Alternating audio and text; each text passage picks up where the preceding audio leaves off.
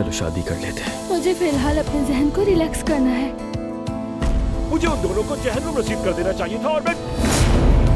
Mummy, ये आप क्या कर रही हैं? अगर तुमने सब्र ना किया तो ऐसे ही अपनी सांस रोक बैठोगे। अपने बेटे से कहो फौरन अपनी इस गलती की तलाफी करे और मेरी बेटी का पीछा छोड़ दे।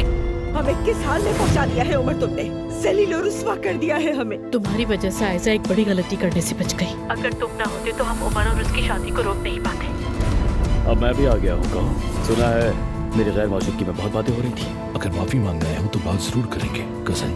मैं इसीलिए ही तो आया हूँ, माफी मांगने। आखिर मसला क्या है तुम्हारा? यही करती रही तो मुझे हार्ट अटैक हो जाएगा। आपके पास ऐसा दिल नहीं है जो अपनी बेटी के लिए धड़के।